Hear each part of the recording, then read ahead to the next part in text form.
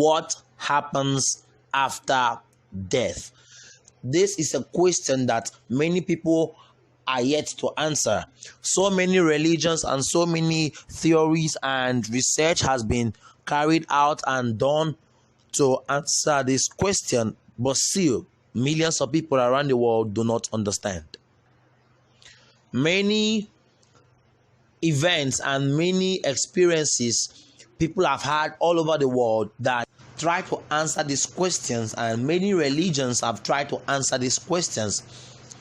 The Buddhists say that you will reincarnate. The Jehovah's Witnesses say that you are dead. When you die, you are dead. There's no afterlife somewhere where we will resurrect. And Christians say that when you are dead, then you spend eternity with the Lord. I don't know if you understand. And the Muslims say that when you die, you are going to be with Allah, with 12 virgins in heaven. And the Catholics say that when you die, you are going to be in a special place called purgatory, where the people on earth will be praying for you. So many people have so many descriptions, and the Mormons have, the Bereans have, so many religions and so many churches, so many Christians, so many scientists are trying to explain this phenomenon, what happens to you after you die. Everybody on this earth wants to really know what is their fate. Everyone wants to know what happens after your heart stops beating, and after you stop breathing, and after you are laid inside a box, and after you are being buried. What happens to you? What is your fate? What will be your take home? What will happen to you after the experience, after you leave this world? What will happen to you? Many people call it the afterlife. So I'm answering the question, what happens to you after death, with the scriptures. And the Bible says in the book of 1 Thessalonians chapter 4, if you read it, the Bible explains the resurrection, but that is not what happens after you die. The resurrection is something futuristic. That is the hope for Christians. So I want to really ask, what happens after someone dies? Before I start explaining, I want to give my own personal experience. And I can remember that fateful day in 2019, I had a near-death experience. I was actually sick of malaria, and I suspect that the sickness was not ordinary. It could come from a spiritual source. And I lay down on my sofa chair and I passed out. So I remember that my mom was at the scene praying for me. My brother was at the scene praying for me. So many pastors and preachers that my mom and my brother could contact, and my family could contact, were praying for me that this young boy would not die.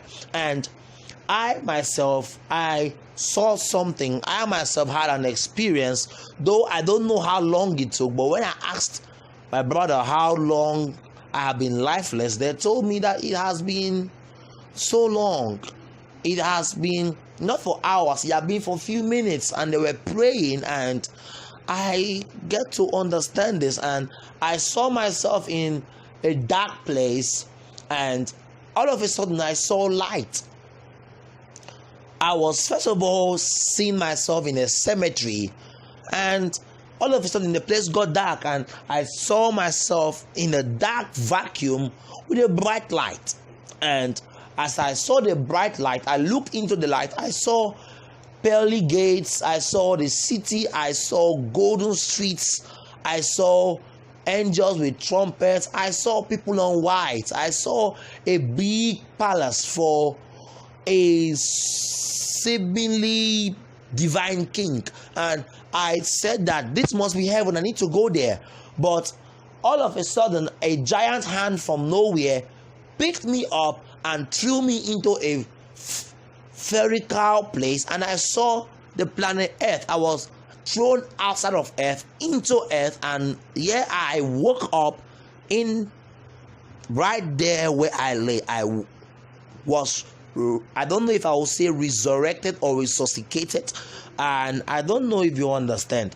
So I've had such experience before, and I pray and I thank God for bringing me back, because if God hasn't brought me back, then this ministry wouldn't have started. I wouldn't have been an evangelist preaching all around the world. And this goes to answer the question. You see, most people can talk trash, most people can say whatever they want to say, most skeptics can come up with conclusions, most scientists can come up with theories and laws and precepts, but the best people that can explain what happens after death or what happens in the afterlife are people who have actually gone through that process and come back.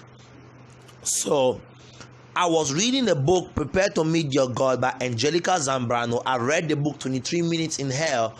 I read 23 Hours in Hell. I read so many books that talk about the afterlife, and all their experiences were seemingly the same thing with mine. And this lets us to know something.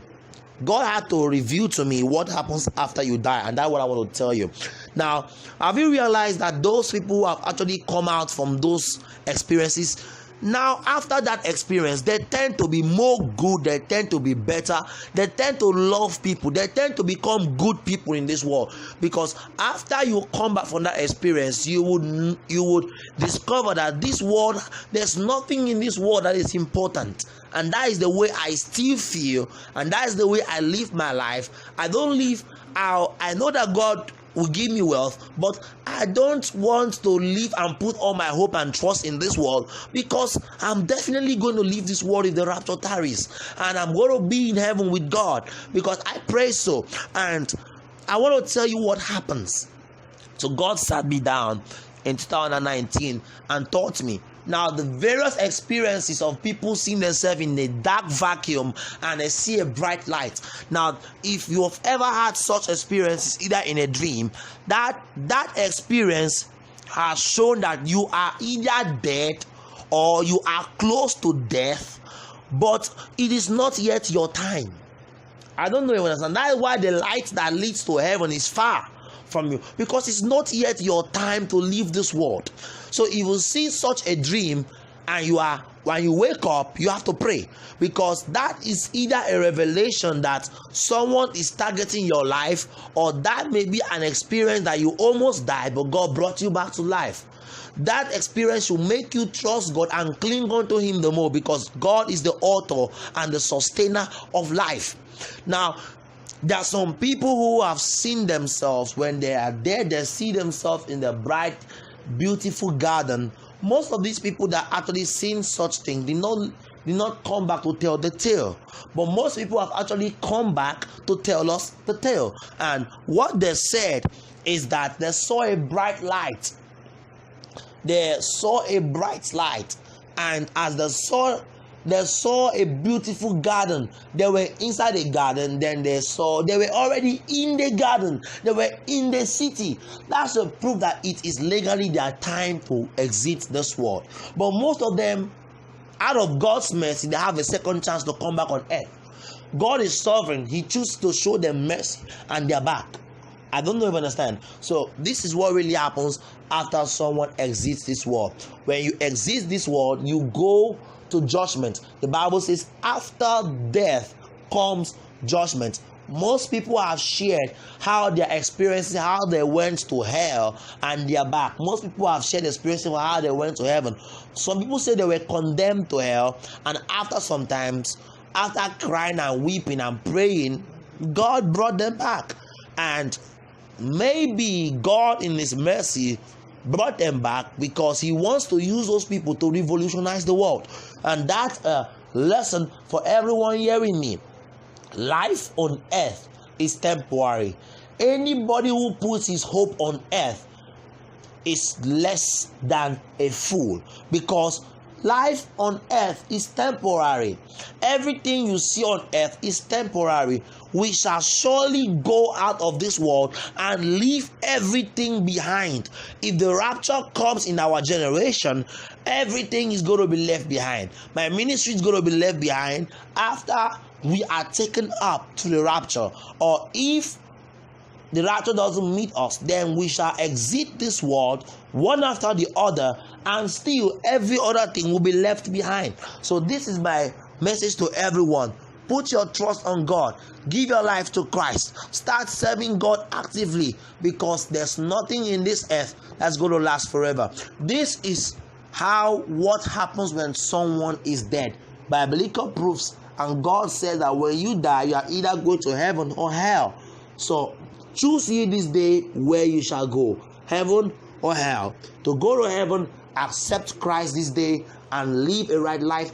Ask God for forgiveness. Tell him you are sorry and live a life that pleases him, and you shall make heaven. But please don't make the mistake to reject Christ, because that will be your biggest mistake and you will regret it forever and ever in hell. Hell is not a place meant for anybody. But if you choose to go, well, it's your choice. I don't want anybody to go to hell. Even my enemies, I don't want them to be there, because God have taken me to hell and to heaven twice, and I don't want anyone, not even my haters, to go to hell. Thank you.